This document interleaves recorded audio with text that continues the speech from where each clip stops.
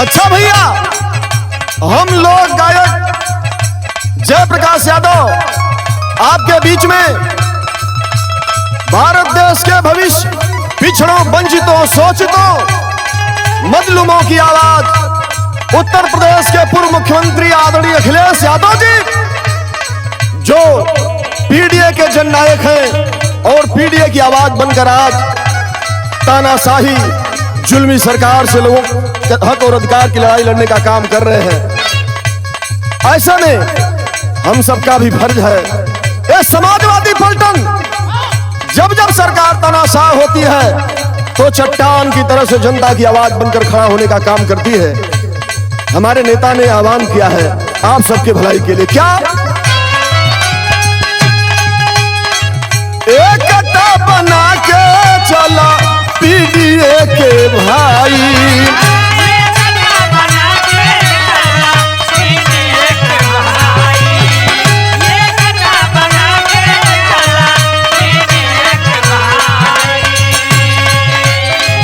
अपनी अधिकार खातिर लड़े के लड़ाई,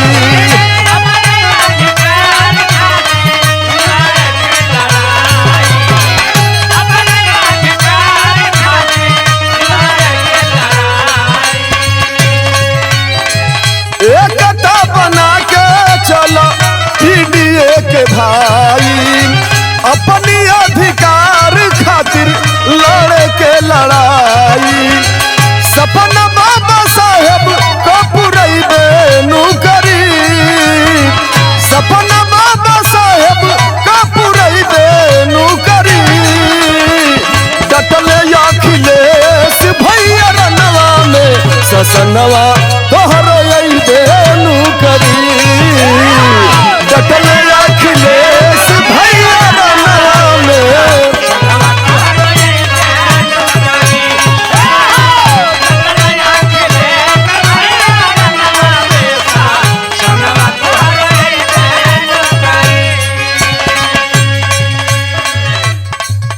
में आप सबके आशीर्वाद से, आप सबके संगठन और सहयोग से समाजवादी पार्टी पूरे देश में तीसरे नंबर की सबसे बड़ी पार्टी है। ये हमारे पीडीए जननायक आदरणीय अखिलेश यादव का कहना है। आप लोगों ने आशीर्वाद दिया तो ये निकम्मी सरकार जो आरक्षण खत्म करने की, संविधान खत्म करने की बात कर रही थी, आज आप लोगों के आशीर्वाद से संविधान खतरे से बाहर हो रहा है। लेकिन इसी तरह से आप लोगों का आशीर्वाद 27 में भी मिलना चाहिए। सबके साथ और सबके विकास के नाम पे सरकार कर क्या रही है? आरक्षण छिनात बाटे ढोंगियन की राज में,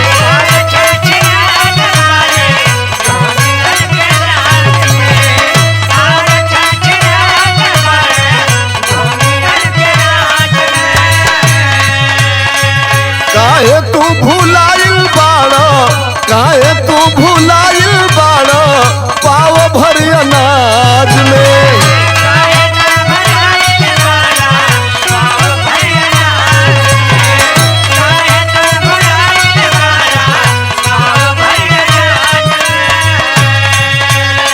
आपको फ्री में राशन दे करके गांव-गांव का मेरा समाज, मजदूर समाज, पिछड़ा, शोषित, वंचित समाज यही में भुलाइल बा। तमाम लोग अशिक्षित हैं, लेकिन पाव भर अनाज के बदला में आपके बच्चों का भविष्य सरकार लूट रही है, आपके हक और अधिकार को लूट रही है। लेकिन आज साथियों, आप जगेंगे, निश्चित रूप से कामयाबी मिलेगी। कहना है जगबत झंडा लहराइबे नु करी, जगबत झंडा लहराइबे नु करी, डटले अखिलेश भैया रनवा में ससनवा तोहरो अइबे नु करी।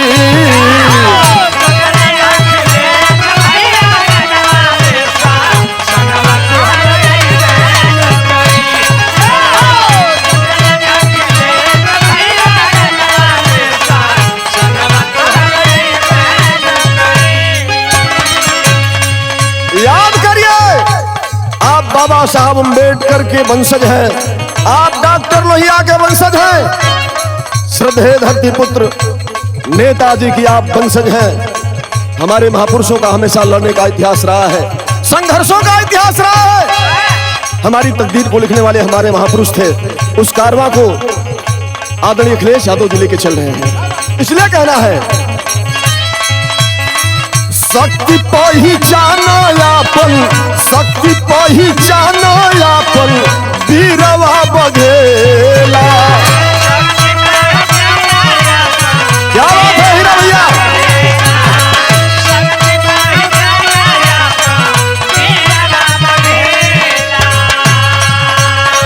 रहिया देखा के गईले, रहिया देखा के गईले, लोहिया के चेला।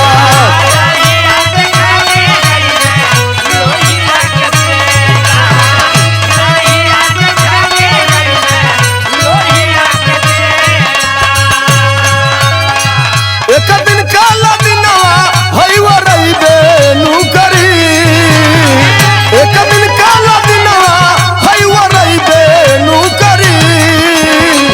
डटले अखिलेश भैया रनवा में, ससनवा तोहरो यही बेनु करी।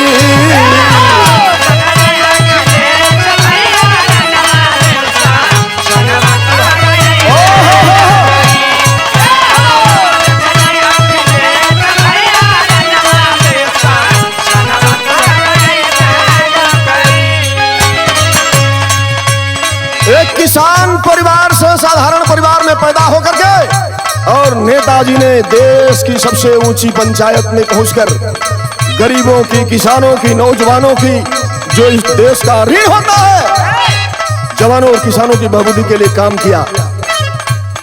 इसलिए किसी ने कहा है कि जिस ओर जवानी चलती है उस ओर जमाना चलता है। आज देश के अधिकतम % नौजवान समाजवादी पार्टी के पीडीए के साथ है। हर समाज जुड़ रहा है। इसलिए अंतिम लाइन में कह रहा है कि 27 में, आने वाले 27 में आप अपने महापुरुषों के इतिहास को, उनके मान और सम्मान को और अपने औलाद के भविष्य को बचाने का काम करेंगे। आखिरी लाइन है, कभी संतोष चली जोश में जवानी,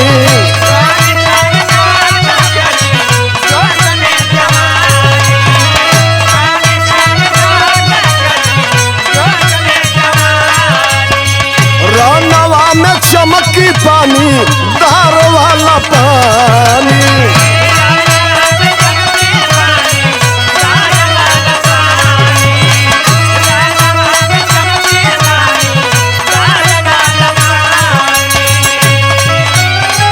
जे पितवा तनवा चमचमई बेनु करी, जे पितवा तनवा चमचमई बेनु करी।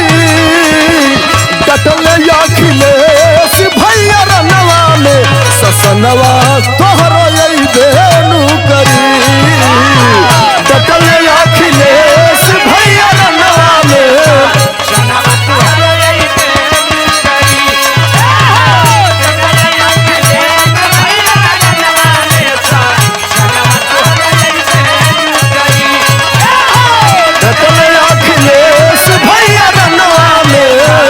ससनवा तोहरो